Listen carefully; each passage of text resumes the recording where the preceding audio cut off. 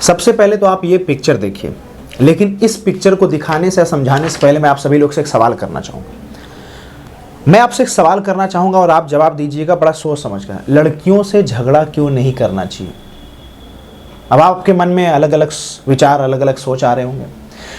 लड़कियों से झगड़ा क्यों नहीं करना चाहिए? सबसे बड़ा इसका कारण है कि लड़कियों के दिमाग का वजन लड़कों के दिमाग के वजन से कम होता है। क्योंकि हम लड़कों का दिमाग का जो वजन होता है वो 1300 से लेके 1500 ग्राम का होता है, और लड़कियों के दिमाग का वजन जो होता है वो 1100 से लेके 1200 ग्राम का होता है। इसका मतलब 2 से 300 ग्राम तक जो हमारे दिमाग का वजन है वो ज्यादा है। आइए आज हम लोग ब्रेन और माइंड की बात करेंगे। ब्रेन मतलब मस्तिष्क और माइंड का मतलब सोच, मन। और ब्रेन और माइंड में क्या डिफरेंस होता है, ब्रेन क्या होता है, कितने तरीके का होता है, ब्रेन के अंदर अंदर क्या क्या चीजें होती है, और माइंड क्या क्या करता है, कितनी बीमारियां होती है। लेकिन सबसे पहले ये पिक्चर आप देखें। ये ऊपर बड़ा सा आपको ये जो चर्बी है, जो गूदा दिखाई दे रहा है, ये क्या है? एलिफेंट का ब्रेन है, हाथी का दिमाग। हाथी के दिमाग का वजन 5 किलो होता है, 5 केजी होता है।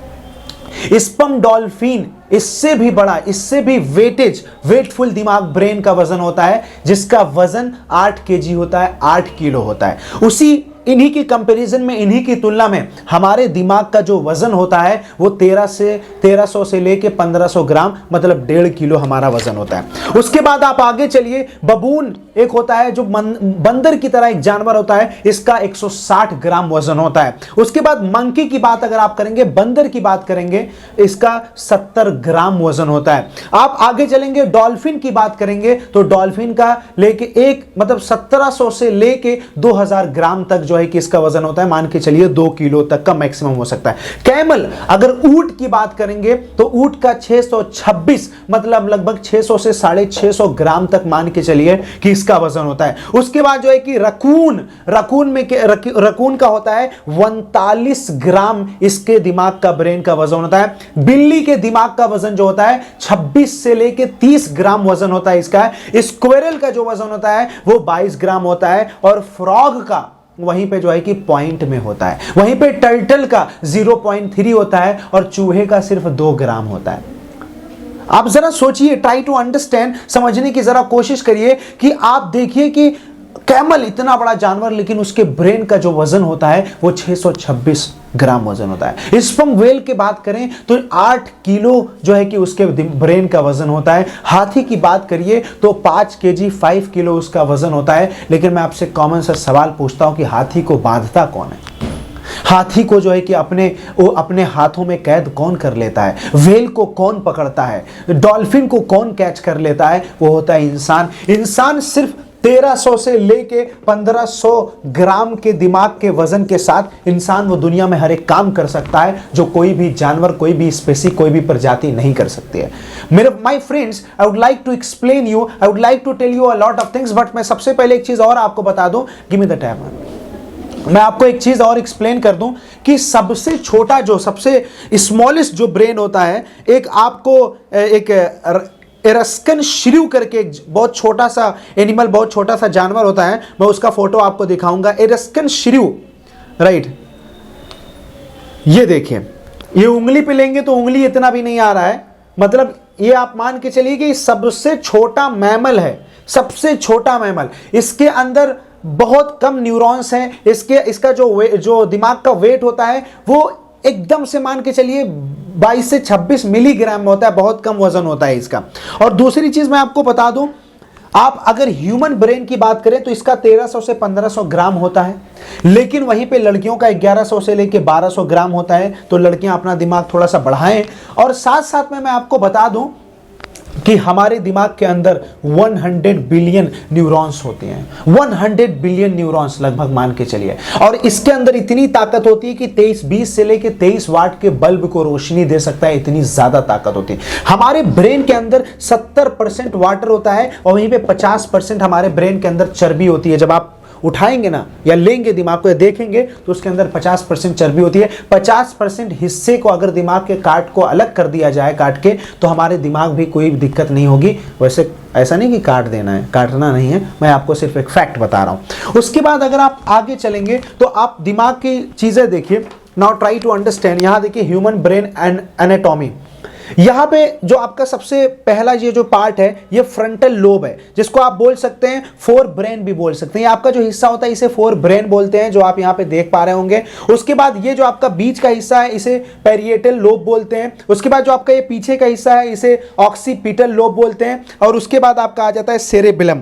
देखिए जो सेरेबेलम होता है वो आपकी स्पाइनल कॉर्ड से अटैच होता है, कनेक्ट होता है। स्पाइनल कॉर्ड यहां पे दिया हुआ है और spinal cord is the mediator to actually send your information and receive your information from your brain to your body. आपके मस्तिष्क के आपके दिमाग से जो भी सूचना आपके बॉडी के अलग अलग ऑर्गन्स को मिलती है, उसके पीछे सिर्फ और सिर्फ एक चीज होती है, वो आपका स्पाइनल कॉर्ड होता है। और स्पाइनल कॉर्ड और सेरेबेलम को जोड़ने वाला जो होता है उसे हम बोलते हैं ब्रेन स्टेम।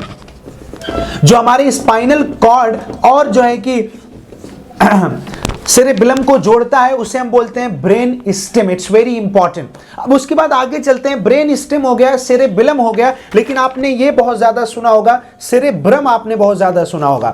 और cerebrum is the actually most important part of our brain. हमारा ब्रेन का सबसे ज्यादा इंपॉर्टेंट भाग जो है वो सेरेब्रम है। सेरेब्रम ये होता है जिससे हम इंफॉर्मेशन लेते हैं, जिससे हम अपनी सोच पे काम करते हैं, जिससे हमारा इमोशन उजागर होता है, जिससे हमें सारी सूचना मिलती है, जहां पे हम डिसीजन लेते हैं, एनालिटिकल माइंड का यूज करते हैं, वो हमारा सेरेब्रम होता है। अब सबसे पहले let's discuss about there are how many types of brain. Brain कितने तरीके का होता है, उसके बाद हम बात करेंगे ब्रेन और माइंड में क्या डिफरेंस होता है। धीरे धीरे आराम से बहुत प्यार से बात करेंगे। लेट्स अंडरस्टैंड कंप्लीटली, आराम से समझते हैं। देखिए सबसे पहले तो एक तो आपका होता है बैलेंस्ड ब्रेन। अब बैलेंस्ड ब्रेन का मतलब जहां पे आपके दिमाग के पास ये शक्ति है कि बहुत वो न्यूट्रल है कि एकदम से कब डिसीजन लेना है, कैसा डिसीजन लेना है, बहुत बैलेंस ब्रेन है। उसके बाद एक ब्रेन आपका होता है स्पॉन्टेनियस ब्रेन। स्पॉन्टेनियस ब्रेन का मतलब होता है जो बहुत स्पॉन्टेनियस होता है, मतलब तुरंत सवाल को पकड़ा, तुरंत जवाब दे दिया, तुरंत चीजों को समझा, तुरंत एक्सप्लेन कर दिया, जिसको बोलते हैं विटी, हाजिर जवाबी। That is called spontaneous brain. उसके बाद आपका आता है परसिस्टेंट ब्रेन। परसिस्टेंट ब्रेन का मतलब जो आपकी एकदम से परसिस्टेंसी बना के रखे, ऐसे ब्रेन को परसिस्टेंस ब्रेन बोलते हैं। और जो बहुत ज्यादा कॉशियस हो, जो बहुत ज्यादा जो है कि सावधानी बरताओ, उसको हम बोलते हैं कॉशियस ब्रेन। और एक होता है आपका सेंसिटिव ब्रेन। और सेंसिटिव ब्रेन बहुत खतरनाक होता है, मतलब आपको हर छोटी छोटी चीज़ों से आप बहुत ज़्यादा इमोशनल हो जाते हो, उलझ जाते हो, जो है कि छटक जाते हो, जंप कर जाते हो, कुत्ता भौंका गिर गए, और बर्तन गिरा तुरंत जो है कि आप जो है कि गिर गए, अचानक जो है कि आपको बहुत ज़्यादा घबराहट सी होने लगी, तो सेंसिटिव ब्रेन ऐसे बोलते हैं। बैलेंस ब्रेन है हमारे पास, स्पॉन्टेनियस ब्रेन है, परसिस्टेंट ब्रेन है, कॉशियस ब्रेन है, सेंसिटिव ब्रेन है। हम अक्सर एक साइंटिस्ट की बात, एक जो है कि वैज्ञानिक की बात करते हैं, अल्बर्ट आइंस्टाइन की बात करते हैं। अल्बर्ट आइंस्टाइन के बारे में बार बार बात करते हैं कि बहुत ज़्यादा उन्होंने दिमाग यूज़ किया था, लेकिन उनके भी ब्रेन का जो वेट था वो सिर्फ 1200 ग्राम ही तो था, 1220 ग्राम लगभग। 1200 ग्राम वजन के दिमाग के साथ बताइए उन्होंने जो है कि दुनिया में राज कर दिया, और अपने दिमाग की जो है कि ख्याति के बारे में जो है कि उन्होंने दुनिया को यह बता दिया कि yes I have a great brain. और अक्सर आपने एक मिथ सुना होगा कि हम अपने ब्रेन का जो सिर्फ 10% इस्तेमाल करते हैं, सिर्फ 10% यूज करते हैं। यह सिर्फ मिथ है, यह सच्चाई नहीं है। एक्चुअली हम जितनी कोशिश करें हम अपने ब्रेन को यूज कर सकते हैं, because it has not GB, MB, it has not TB, it has not PT. इसके बाद ना पेटाबाइट है, पीबी नहीं है, ना टेराबाइट है, ना जीबी गीगाबाइट है, ना मेगाबाइट है, ना किलोबाइट है। इसके पास अनलिमिटेड बाइट है, इन्फिनिट बाइट है। मतलब आप इसमें जितना ज्यादा स्टोर करेंगे, ये स्टोरेज की कैपेसिटी रखता है, बहुत ज्यादा है इसके पास कैपेसिटी। उसके बाद लेट्स मूव अहेड, आगे चलते हैं। अब हमने 5 तरीके के ब्रेन को जान लिया, हमने सेरेब्रम को जान लिया, हमने सेरेबेलम को जान लिया, हमने ब्रेन स्टेम को जान लिया, हमने फोर ब्रेन को जान लिया, हमने मिड ब्रेन को जान लिया, और हमारा हिंड ब्रेन जो पीछे हमारा होता है, हिंड ब्रेन। देखिए spinal cord is very important. Spinal cord बहुत ज्यादा इंपॉर्टेंट है अपनी सूचना का आदान। ब्रेन क्या है? Brain is the part of the body.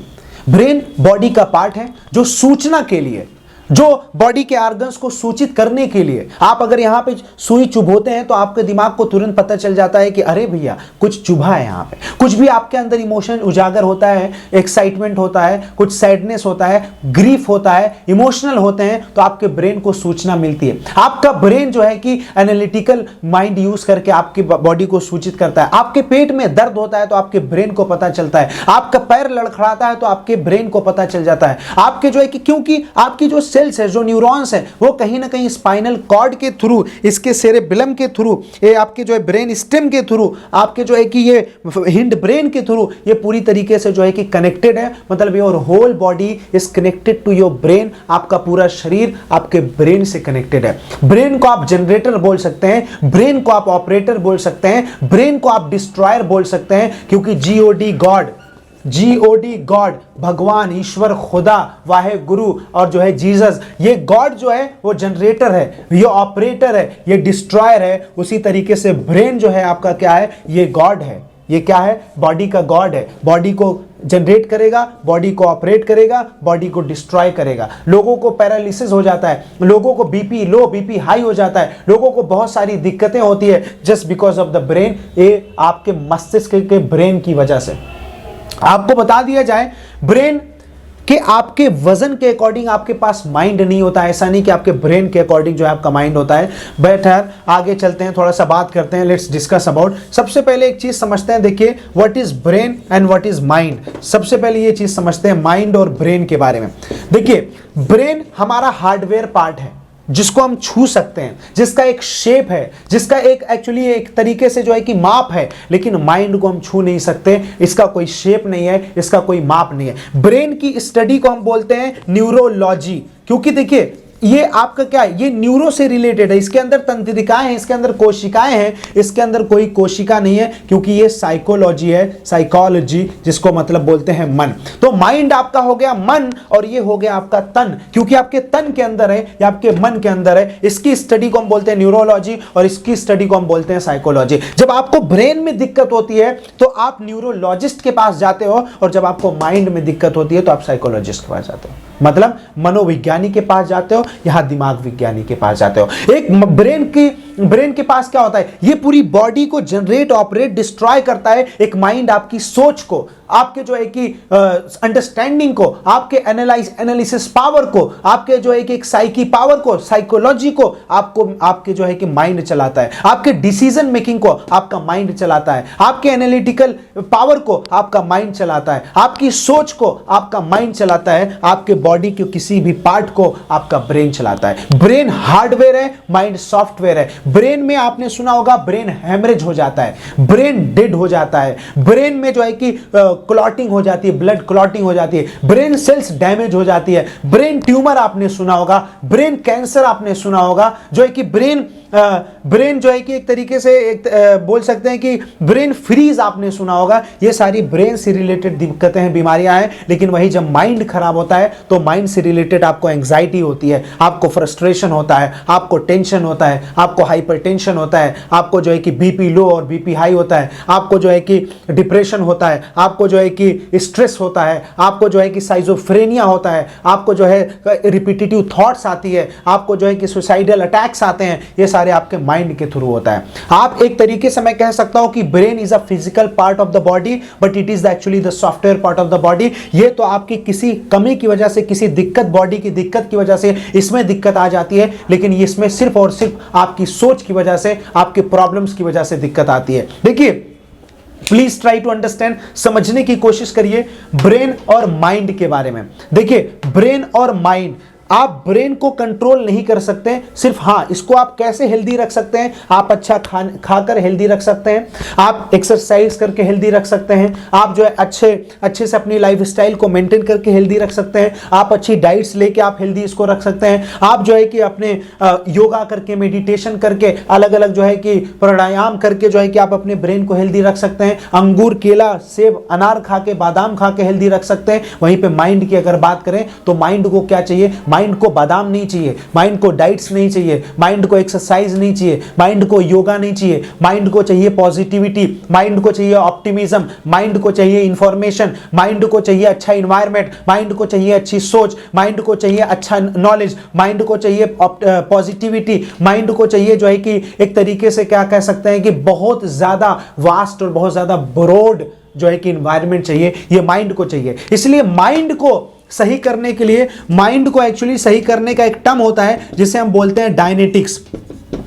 Mind की स्टडी को, technical study of how to work upon mind, mind पे किस तरीके से काम किया जाए उसको बोलते हैं डायनेटिक्स। यहां हमारा ब्रेन का पार्ट हो गया, ब्रेन के बारे में हमने सारी बात कर ली। अब हम बात करते हैं mind, which is the most important part of our body and which is the most important actually software in our body, हमारी बॉडी का सबसे इंपॉर्टेंट सॉफ्टवेयर। मैं आपसे अगर पूछूं कि आप एक फोन लेते हैं तो फोन में बताइए कि आपके गूगल होता है, गूगल होता है, प्ले स्टोर होता है, प्ले स्टोर होता है, आपके वहां से पहले से होता है। उसी तरीके से आप जब शरीर लेके पैदा होकर आते हैं, एक बच्चा कितने ग्राम का लेके आता है दिमाग?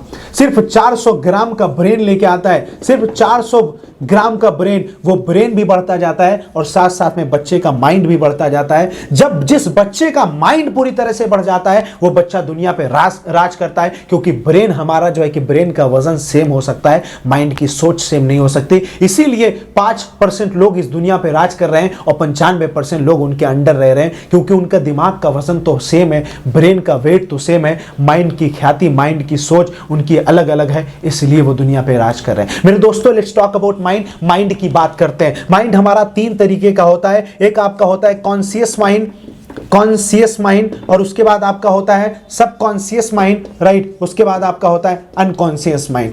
जितनी भी चीजें आप अटेंटिव फॉर्म में करते हैं, आप जितनी भी चीजें जो मैं कर रहा हूं, जो मैं पढ़ा रहा हूं, जो मैं लिख रहा हूं, जो मैं छू रहा हूं, जो मैं आपसे बात कर रहा हूं, ये मेरा कॉन्शियस माइंड करा रहा है मुझे।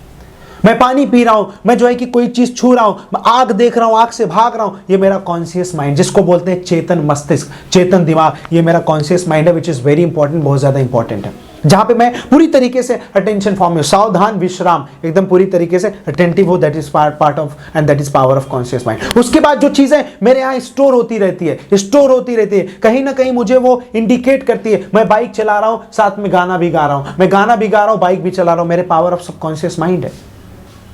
मैं जितनी भी चीजें मैं करता हूं कॉन्शियस माइंड से, वो कहीं ना कहीं जाके सबकॉन्शियस माइंड में स्टोर होती है। मुझे किसी ने धोखा दिया, उसका जो है कि मेरे सबकॉन्शियस माइंड में हो गया। मुझे किसी ने प्यार किया, वो सबकॉन्शियस माइंड में चला गया।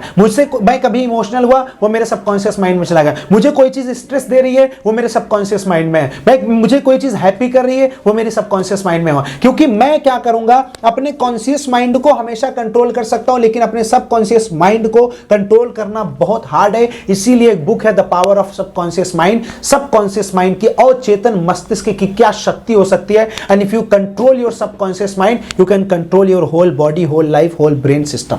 आप पूरी जिंदगी को आप कंट्रोल कर सकते हैं, क्योंकि सारा दुख और सारा सुख, सारी चीजें आपके सबकॉन्शियस माइंड में। यू ट्राई टू अंडरस्टैंड, आप समझने की कोशिश करिए। उसके बाद अनकॉन्शियस माइंड का आपको पता ही है, अनकॉन्शियस, जहां पे कोई कॉन्शियस, कोई चेतना ना हो, जहां आप ना जान रहे हो, जहां ना जानते हुए बहुत सारी चीजें आपके डेटा में स्टोर होती जाती है। एक सपना, एक ख्वाब, एक बेहोशी की हालत में, वो अनकॉन्शियस माइंड होता है। अगर आप कॉन्शियस माइंड में आप देखेंगे या सबकॉन्शियस माइंड में देखेंगे तो there are 2 types of mind, 2 तरीके का माइंड होता है। एक होता है आपका एनालिटिकल माइंड और एक आपका होता है रिएक्टिव माइंड। एक आपका होता है एनालिटिकल माइंड, एक होता है रिएक्टिव माइंड। देखिए, सब लोग रखना चाहते हैं एनालिटिकल माइंड। सब लोग चाहते हैं कि जो मैं फैसला करूं वो बहुत सोच समझ कर करूं, जो मैं काम करूं वो बहुत सोच समझ कर करूं, जो मैं रिश्ता बनाऊं बहुत सोच समझ कर बनाऊं, जो मैं जिंदगी में कदम उठाऊं वो बहुत सोच समझ कर उठाऊं। तो एनालिटिकल माइंड हमें हमेशा गाइड करता है कि अच्छा कदम उठाने का, सोच समझ कर काम करने का, डिसीजन लेने का, अच्छे तरीके से रिस्क अच्छी तरीके से लेने का, क्या काम करने का, जो काम हमारी जिंदगी में फायदा दे हमें, उसको बोलते हैं एनालिटिकल माइंड। और रिएक्टिव माइंड क्या होता है? कुछ भी आपके साथ हुआ, जो आप ना चाह रहे हो वो दिमाग आपके उस तरफ लेके जा रहा हो। टेंशन लेना कोई नहीं चाहता, रिएक्टिव माइंड कह रहा है लो। कोई अलग डिसीजन नहीं लेना चाहता, रिएक्टिव माइंड कहता है लो। आपको शुगर है एक्चुअली, आप जलेबी नहीं खाना चाहते, डॉक्टर ने मना किया, रिएक्टिव माइंड कह रहा है चलो खाओ, चलो लो। इसका मतलब reactive mind is also part of your subconscious mind. और reactive mind is very dangerous, क्योंकि ये आपके कंट्रोल में जल्दी नहीं रहता है। इसको अगर आपने कंट्रोल कर लिया तो आप एनालिटिकल माइंड यूज करेंगे, और अगर आपने एनालिटिकल माइंड यूज किया तो आप ये मान के चलिए कि आपने जो है कि जिंदगी में आप हासिल कर लेंगे जो चीज आप चाहते हैं। Try to understand. मैं आपको एक चीज बताता हूं। सपोज करिए कि मैं यहां पे इस पेज पर कुछ लिखना चाहता हूं, I want to write something, मैं कुछ लिखना चाहता हूं, लेकिन मैं यहां पे लिख सकता हूं क्योंकि यहां पे खाली है, यहां मैं नहीं लिख सकता, यहां नहीं लिख सकता, यहां नहीं लिख सकता। इस तीनों जगहों पे जो है कि पहले से फोटोज, पहले से इमेजेस, पहले से टेक्स्ट ऑलरेडी यहां पे बुक्ड है। उसी तरीके से मैं जब भी लिखना चाहूंगा तो यहां लिख पाऊंगा। एनालिटिकल माइंड के डिसीजन में ये आपका जो स्पेस है, जो आपकी जगह है, वो आपका एनालिटिकल माइंड है, और ये जो आपका पहले से ऑब्जर्व्ड है, पहले से एक्चुअली एक्वायर्ड है, ये आपका रिएक्टिव माइंड है। क्योंकि हमारे जीवन में, हमारे डेली रोजमर्रा की जिंदगी में 70,000 विचार हमारे दिमाग में आते हैं, और 70,000 विचारों में से 70% विचार आपके जो है कि निगेटिव होते हैं। और आप जरा सोच लीजिए, power of your mind and power of your analytical and reactive mind. यहां पे अगर मैं इसको मिटा दूं तो मैं पूरे पेज पे बहुत अच्छे तरीके से, लेजिबली तरीके से डिजाइन करके लिख सकता हूं। मैं अपने दिमाग से अगर निगेटिव थॉट्स को, अगर रिएक्टिव को, अनवांटेड थॉट्स को, पेसिमिज्म को, निगेटिविटी को मैं हटा दूं, होपलेसनेस को हटा दो, टेंशन को हटा दो, साइजोफ्रेनिया को हटा दो, रिपीटेटिव थॉट्स को हटा दो, तो मेरा पूरा माइंड जो है कि हल्का हल्का, वो इस तरीके से नहीं, हल्का मतलब एम्प्टी हो जाएगा, स्पेस आ जाएगा, और मैं ज़्यादा से ज़्यादा इन चीज़ों पे लिख पाऊंगा इसी पेज की तरीके से, और मैं अपने माइंड को ज़्यादा से ज़्यादा एनालिटिकल बना पाऊंगा। इसलिए please empower your brain and empower your mind. Brain को इंपावर करने के लिए आपके पास तरीके हैं, बादाम है, एक्सरसाइज है, योगा है। माइंड को इंपावर करने के लिए आपके पास इंफॉर्मेशन है, सोच है, ज्ञान है, आपके पास जो है कि बहुत सारी चीज़ें हैं। मैं उम्मीद करता हूँ कि आज का टॉपिक आपके लिए बहुत ख़ास रहा होगा, और इस चीज़ पे आप प्रैक्टिस करिए, इस चीज़ को सही करिए। Thank you very much. जय हिंद, अस्सलाम वालेकुम, नमस्कार।